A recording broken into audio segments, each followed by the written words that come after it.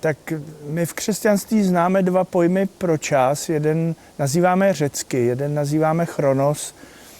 Vždycky si vzpomenu v té situaci na sochu od Matyáše Bernarda Brauna v Citolibech u Loun, kde je zobrazen chronos jako takový stařec s dlouhými vousy a s přesýpacími hodinami. Ono je vlastně jedno, jestli nám tady utíká vteřinová ručička na hodinkách, nebo se přesýpá písek, nebo tikají hodiny někde třeba nástěnné, ale je to takový jako neúprosný čas, který vlastně my měříme na ty dny a hodiny a minuty a vteřiny a utíká to.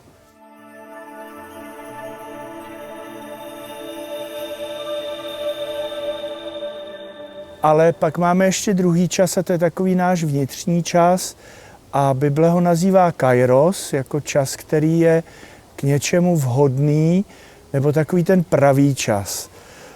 A samozřejmě, že teď nám utíká ten chronos těch dovolených a nastane doba, kdy zase budeme muset v pondělí ráno do práce a budeme z toho špatní, nebo v pondělí ráno někdy půjdou děti poprvé do školy. Ale je důležité, abychom jenom si neříkali, tak teď mi utíká čas dovolené, ale abychom tu dovolenou nějak prožili. A to je právě ten kairos. Pan biskup, kolega z Brna, Koncbul, tak vlastně pěkně řekl na Velehradské pouti letošní, že ten kairos to je něco, jako když jsou špagety al dente. Prostě to se nedá změřit, ale přijde ten moment, kdy to tak je akorát, a předtím je to málo a potom je to moc. Čili my se musíme ten kairos nějak naučit hledat a myslím, že proto máme všichni nějaký radar, nějakou citlivost. Je to prostě ta situace, kde nám je někdy velmi dobře a kdy si říkáme, to prostě sedí, takhle to má být, takhle je to správně. A věřím, že takové chvíle najdeme i v době odpočinku a v době dovolených.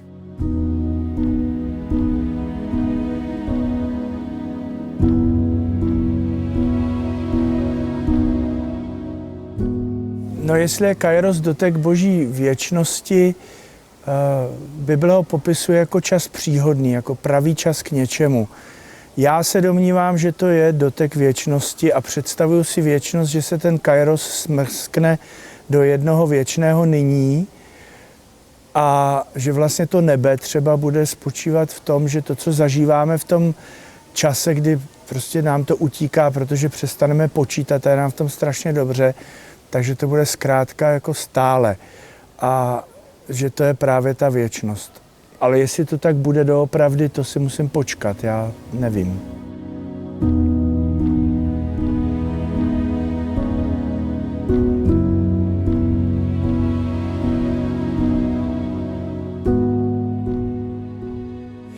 Příkaz odpočívat 7. den, tak jak je to v Bibli, Židé a křesťané podle mého názoru chápou různě. Židé opravdu si potrpí na to dodržet doslova a nekonat žádnou práci. A je to vlastně boží přikázání nepracovat, nic nedělat.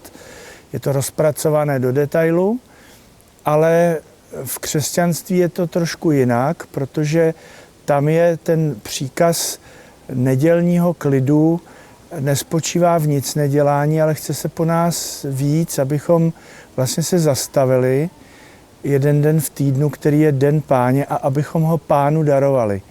A to se může stát někdy tím, že nebudeme nic dělat, jindy tím, že půjdeme na pouť, jindy tím, že se budeme radovat z přírody, jindy tím, že posloužíme někomu, kdo potřebuje naši blízkost.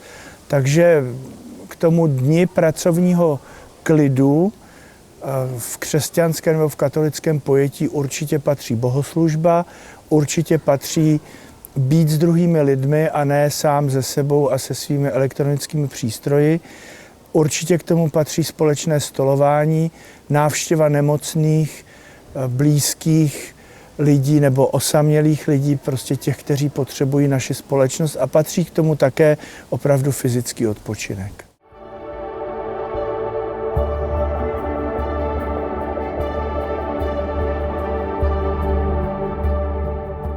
Recept, jak prožít kairos, nemám, ale Vlastně je to něco, co by si člověk rád uchoval.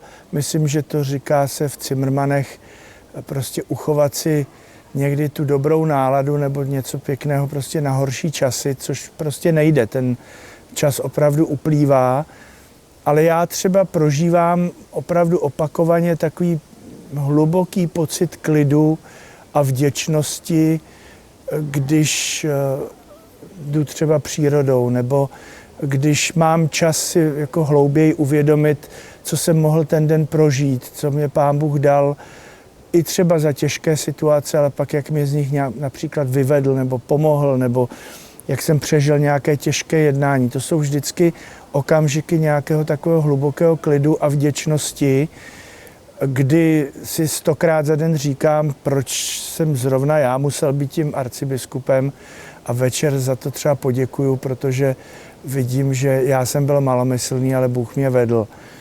A tato vděčnost spojená s vnitřním pokojem, to je pro mě kairos a ten se dá přivodit tím, že člověk bude mít jako otevřené oči pro tu vděčnost a Boží stopu v každém dni i v tom nejvšednějším.